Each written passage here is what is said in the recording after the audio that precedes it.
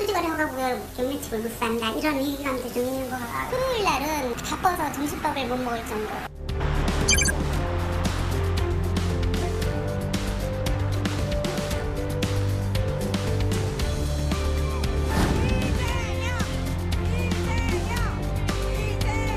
앞으로 민주당의 부동산 정책은 수요 공급이 균형을 잃어서 수요 과다로 집값이 오르면 세금으로 수요를 억압해서 가격 관리를 하는 게 아니라 공급을 늘려서 적정한 가격을 유지하도록 하겠습니다.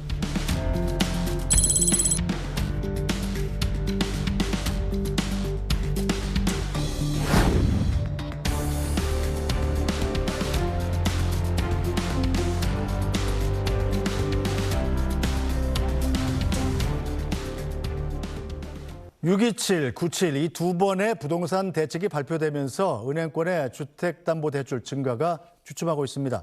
하지만 서울의 아파트값은 좀처럼 잡히지 않고 있습니다. 정부가 추가 규제 카드를 만지작거리고 있는 걸로 알려졌는데요.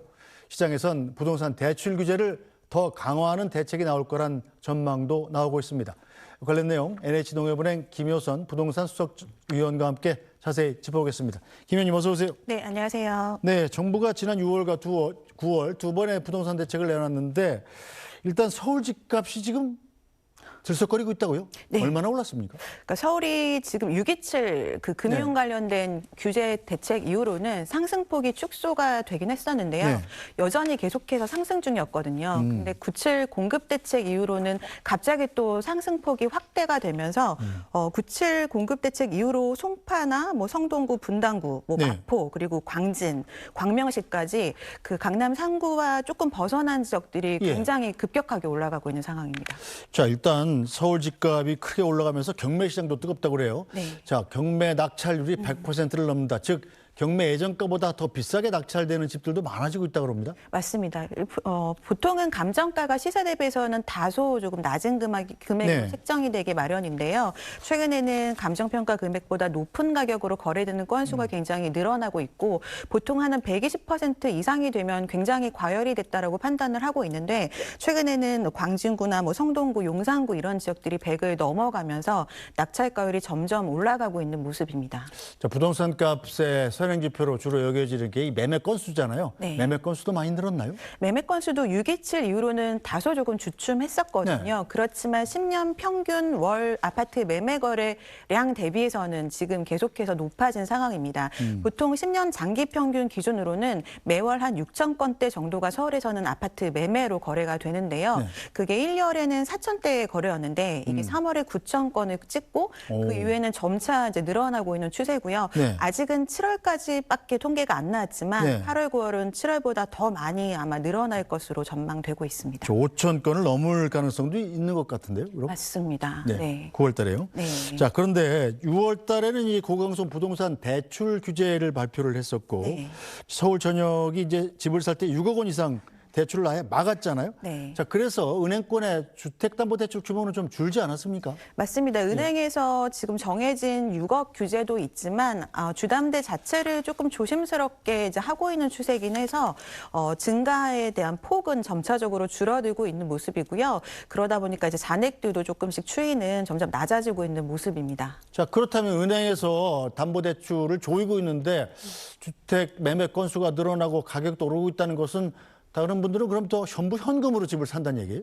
지금 6억을 꽉 채워서 대출을 이제 받거나 네. 그렇지만 6억을 대출을 받는다 하더라도 최근에 그 서울의 그 핵심 지역들, 그러니까 한강벨트를 따라서 있는 그런 지역들에 30평대 아파트가 웬만하면 30억을 넘어가는 호가로 지금 이루어져 있거든요. 어이구, 네. 6억을 대출 받는다 하더라도 나머지 금액들 이상은 현금으로 마련을 해야 되는 상황이니까 네. 이게 사실 대출에 영향을 받는 중저가 주택이 올라가는 게 아니라 그 외에 좀 중고가 정도 주택들이 많이 올라가고 있는 상황이라서 지금은 이제 현금 여력이 어느 정도 있거나 자산 여력이 있는 사람들이 지금 주택 시장에 굉장히 많이 뛰어들고 있다라고 해석해야 될 것 같습니다. 자, 돈 많은 사람들은 돈 안 꿔줘도 산다.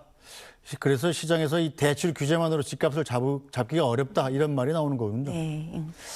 자, 대출 규제. 약간 대출을 줄이긴 했습니다만 집값을 잡을 수 없었다. 자, 그런데 지금 지난 9월 7일 날 발표한 부동산 대책, 네. 이 굉장히 시장에서 실망이 커가지고 여기에 대한 반동으로 집값이 오른다는 분석도 있던데요. 네, 지금 6.27 대책은 금융으로 인해서 구매력 자체를 강제적으로 약화시키는 그런 고강도의 대책이었는데 네. 그 당시에 시장의 평가는 생각보다 굉장히 강력했다라는 그런 평가가 좀 많았습니다.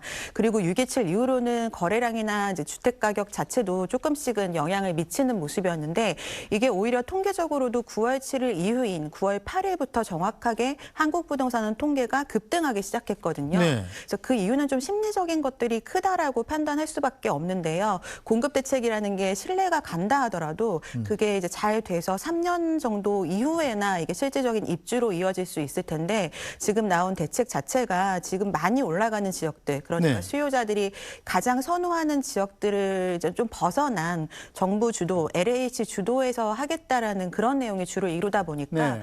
LH에서 보유하고 있는 부지들이 사실은 지금 이제 수요자들이 원하는 지역은 아니거든요. 그러니까 기다려도 내가 원하는 지역의 주택이 신축으로 나오긴 어렵다라고 판단되는 부분들이 있었던 것 같습니다. 네, 자 전문가 중에 이 대표적인 집값 하락론자들 사이에서도 이제 집값 하락론을 접었다 이런 말들이 나오더군요. 위원님 생각은 어떤지도 궁금합니다. 공개적으로 그렇게 이제 언급을 하신 것 같아서 좀 이슈가 되고 있는 것 같은데요. 이제 하락론자가 이제 뷰를 바꾼 거는 그 이유는 제가 이제 알지는 못하겠지만 어쨌든 그 공급에 대한 부분들이 클 거라고 생각이 되거든요. 지금 올라가는 지역들은 이런 금융 규제로도 막지 못하는 자산가들이 이제 사고 있는 그런 지역들인데 네. 그 지역에 공급이 없다면 수요가 계속해서 늘어나는 상황에서 공급이 3년이나 5년 후에도 없다라고 한다면 사실 막을 방도가 굉장히 좀 적기 때문에 네. 아마도 좀 뷰가 좀 달라지지 않았나 예상합니다. 자, 이렇게 되자 이 서울 지역 전셋값도 들썩이고 있다고 그래요. 절세, 월세 전환도 가속화되고 있고요. 이렇게 되면 서민들 주거비가 더 늘어나겠군요. 맞습니다. 지금까지는 매매 시장 말씀을 계속 드렸지만 사실은 전월세 시장도 굉장히 좀 심각한 상황입니다. 전세 가격도 2022년에 금리가 이제 갑작스럽게 올라갈 때는 굉장히 많이 떨어졌다가 지금은 2023년 하반기부터는 지속적으로 상승하고 있고요.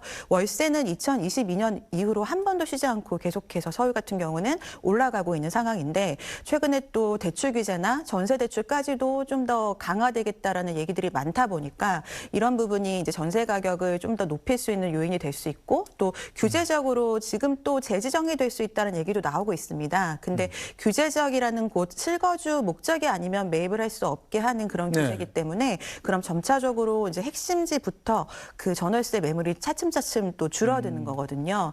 예, 그럼 이게 다 이제 전세 시장에는 주거비 상승 요인이 될 수 있고 전세비가 많이 올라가면 그 보증금을 마련하지 못하는 분들이랑 이제 월세 쪽으로 조금 전환하는 합의가 될 수 있잖아요. 근데 월세 시장은 또 임대차 입법이 완전히 적용되지 못하는 부분이 있습니다.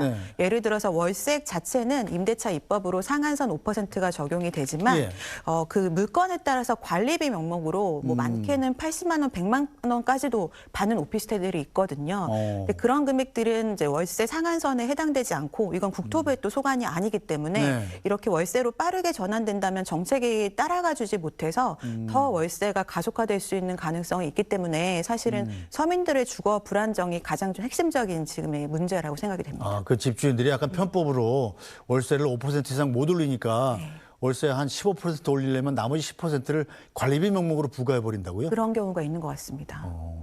그 좀 부담스럽겠네요. 일단 세입자 입장에선. 자, 일단 전세가가 크게 오르면 서울에서 오를 경우에 이제 당장 목돈을 못 마련하면 경기도 외곽으로 빠지는 수밖에 없잖아요. 그런데 경기도 전셋값도 같이 오르면 어떻게 됩니까? 현재 추세가 어떤가요? 지금은 경기도 이제 한강 이남 쪽을 보통 가장 선호를 많이 하는 지역으로 꼽는데 그쪽 지역도 지금 같이 올라가고 있고요. 수도권 전반적으로 공급이 많았던 인천의 일부 지역을 제외하고는 수도권 전반적으로 전세 가격이 계속해서 올라가는 상황이고 이에 따른 월세비도 계속 똑같이 동일하게 상승하고 있습니다. 그런데 전셋값도 사실은 집값 상승의 지표, 선행 지표잖아요. 전셋값이 오르면 집값이 좀 오르는 가능성이 그만큼 높아진다는 뜻 아니겠어요? 그렇죠. 이제 전세라는 건 실수요를 반영하는 거기 때문에 공급 대비 수요가 많으면 이제 그 전세 가격이 올라가는 건데 사실 지금 서울 같은 경우는 전세 가격이 올라간다고 해서 꼭 매매 가격을 또 그 받쳐주고 있다라고는 볼 수 없게 변하고 있는 것 같아요. 네. 그 말씀이 어떤 말씀이냐면 보통은 전세 가격이 많이 올라가서 매매 가격이 예를 들어 10억인데 전세값이 뭐 8억, 9억까지 올라간다라고 한다면 네. 그 전세가율 8, 90%가 되는 거잖아요. 그럼 매매 가격이 떨어져도 전세 가격 이하로 떨어지기 쉽지 않으니까 좀 버팀목이 될 수 있다라고 얘기를 많이 하는데 네. 서울 아파트 매매 가격이 너무 급하게 오르다 보니까 최근 평균 전세가율이 50%가 안 됩니다. 그래서 전세 가격이 매매 가격 비해서는 아직까지 좀 낮은 편으로 지금은 통계가 나오고 있어요. 그래서 전세 가격이 좀 더 올라간다 하더라도 매매 가격이 즉각적으로 영향을 주기는 좀 어려운 상황입니다. 네, 알겠습니다. 자, 일각에서는 정부가 추석 연휴 전후로 해서 부동산 대책을 또 내놓을 가능성이 있다 이런 얘기가 나오던데 이 대출 규제를 강화하는 방향을 잡을 수 있다고 그래요? 그걸 가장 좀 먼저 하지 않을까 네. 예상하고 있습니다. 예, 왜냐하면은 지금 주택 수요를 단기적으로 좀 억제하는 게 몇 가지 꼽게 되는데 네. 대표적으로는 금융과 그 세금에 관련된 제도잖아요. 근데 세금과 관련해서는 뭐 아직까지는 손보지 않겠다라는 말이 좀 유효해 보이고 또 과거 1, 2년 전까지도 계속해서 이 가을 때쯤 주택 가격이 과열되면서 금융에 관련된 규제가 나와서 거래가 좀 줄어들고 하반기 때는 가격이 다소 좀 안정되는 모습들이 반복적으로 나타났거든요. 네. 이걸 좀 땡겨서 6월 27일 날 하긴 했지만 또다시 이제 과열이 되기 때문에 네. 추가적인 금융 규제가 좀 더 먼저 나오지 않을까 예상이 됩니다. 추가적인 금융 규제가 나온다면 지금 대출 한도가 6억인데 그보다 더 밑으로 떨어뜨릴 가능성이 있는 건가요? 그런 이야기들도 언론에서 나오고는 네. 있고요. 그렇지만 정부의 입장은 아니기 때문에 그 부분은 좀 다소 조심스럽게 뭐 하지 않을 거라고 예상이 되고요. 네. 작년, 재작년에 했던 것들은 이게 뭐 정식적으로 그 정책을 발표한 건 아니지만 금융권 쪽에서 이자들을 좀 금리를 다소 높임으로써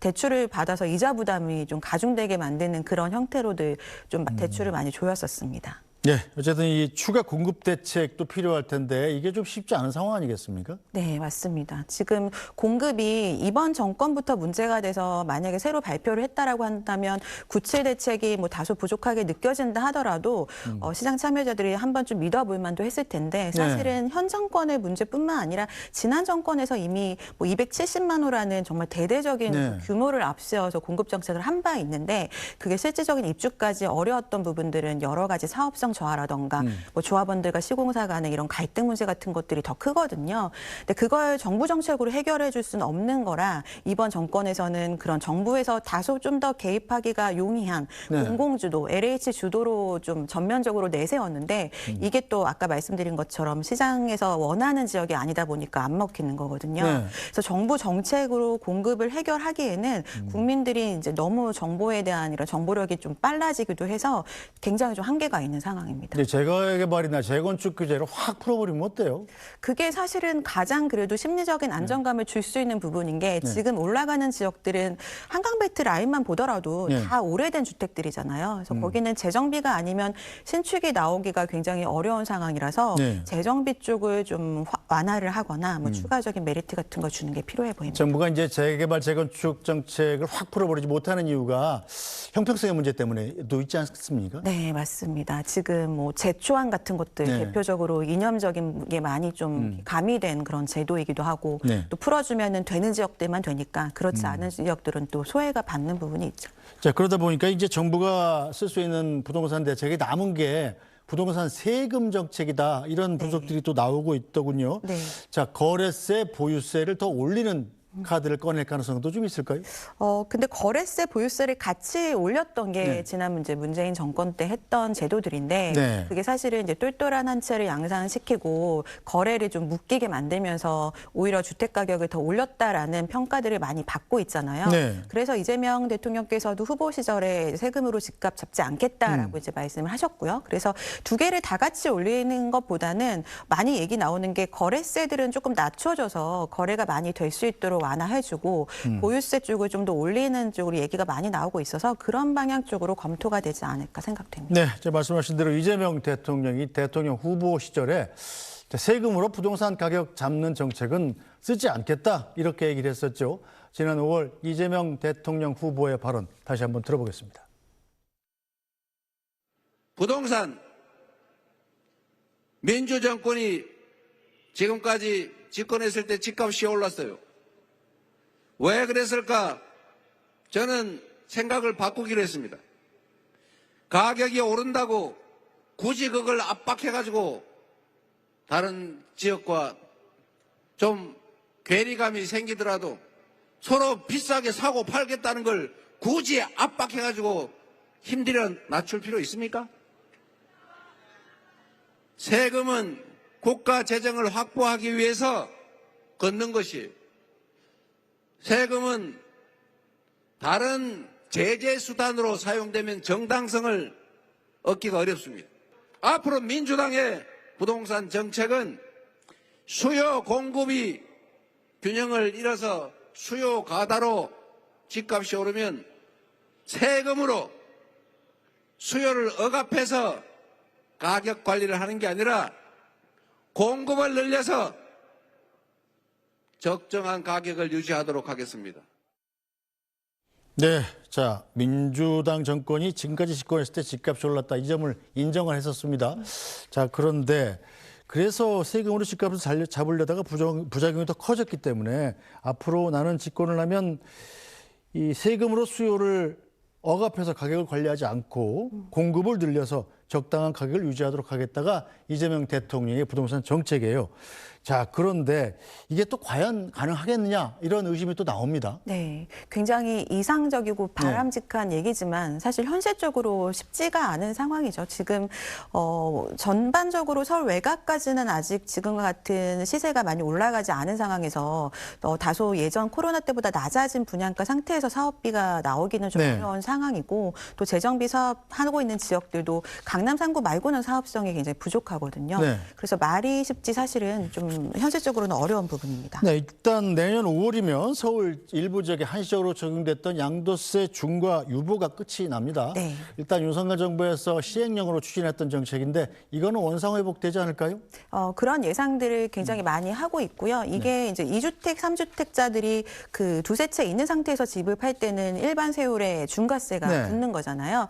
근데 그런 얘기들이 있습니다. 지금 내년 이제 5월 이후로는 유예를 중단한다면 그 이전에 뭔가 예고를 하고 그때부터는 세금을 많이 내니까 빨리 물건을 좀 출하하라라는 그런 시그널을 좀 주고 그 이후에 끝내지 않을까라는 예상을 제일 많이 하고 있습니다.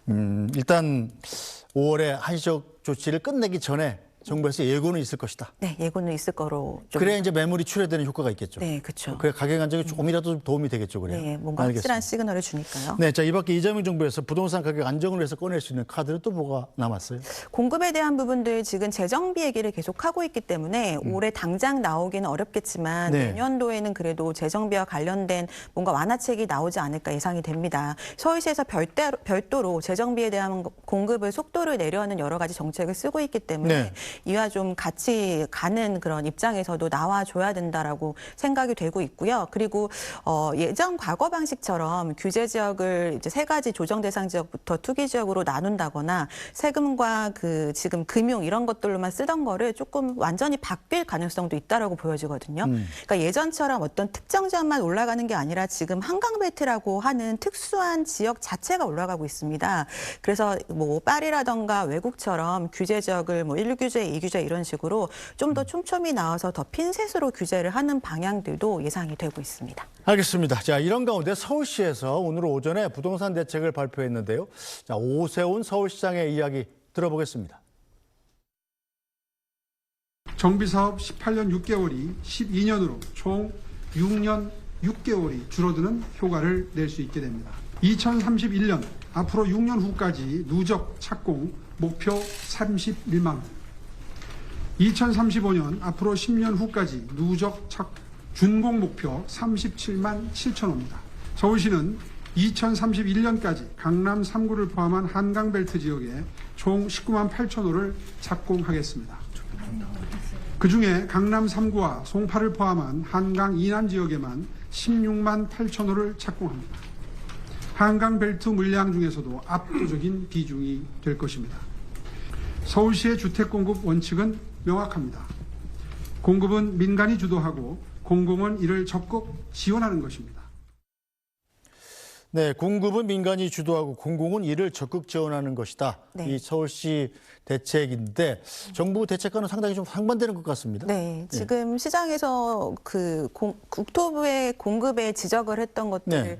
그대로 이제 말씀하시면서 공급 대책을 내놓았는데요. 네. 서울시에 특히 한강벨트를 중심으로 해서 재정비 쪽으로 31만 호 이상을 공급하겠다라는 숫자도 나왔고 그 기간 자체도 좀 사업 시행 인가부터 관리 처분 계획 그리고 그 이후에 철거 뭐 이주 이런 것들에 대한 기간을 대폭 좀 줄여서 네. 사업 시행 그 사업의 기간을 좀 앞당기겠다라는 내용들이거든요. 네. 그래서 예상했던 거랑 크게 벗어나지는 않아 보이고요. 그리고 이게 오늘뿐만 아니라 내일과 또 모레까지도 공급에 대한 얘기들이 발표된다라는 얘기들이 있거든요. 근데 예상했던 뭐 용적률이라던가 그리고 서울시에서 하는 공급 계획 중에서 가장 좀 많이 이슈가 되고 있는 그런 인센티브와 그 반대급부에 대한 부분들을 조율하는 거. 그러니까 이런 갈등에 대한 부분들을 지금 아직 확실하게 내놓진 않긴 해서 좀 더 추가적으로 구체적으로 뭐가 나오는지 어떤 지역을 말하는 거고 어떤 식으로 속도를 낼 거고 사업비를 어떻게 올릴 건지 이런 부분들이 좀 더 나와줘야 시장에서도 이제 신뢰를 좀 네. 할 수 있을 것 같습니다. 자, 그런데 오세훈 서울시장이 뭐 잘 아시다시피 국민의힘 소속이 야당이잖아요. 네. 지금 정부는 민주당 여당이고, 자, 이 정부의 협조 없이 서울시가 단독으로 추진할 수 있는 정책인가요? 그럼 이게? 서울시에서 단독으로 하기는 쉽지가 않죠. 이게 관련된 것들도 조례로 할 수 있는 부분이 있고 또 그 국회 법안을 통과해야 될 부분들도 있기 때문에 단독으로 밀고 나가기는 쉽지 않아 보이고요. 다만 신통기획 지금 시즌2로 발표를 한 거거든요. 네. 그래서 이 서울시에서 뭔가 나서서 갈등을 조정하고 하면서 모아타운 같은 것들은 속도가 좀 빨리 나는 부분들이 있었는데 네. 그런 행정적인 지원들은 적극적으로 할 수 있을 걸로 보여집니다. 알겠습니다. 서울시 후속 대책도 좀 지켜봐야 되겠군요. 김효선 NH농협은행 부동산 수석 전문위원이었습니다. 말씀 잘 들었습니다. 네, 오늘 뉴스 브리핑은 여기서 모두 마치겠습니다. 저희는 내일 다시 찾아뵙겠습니다. 고맙습니다.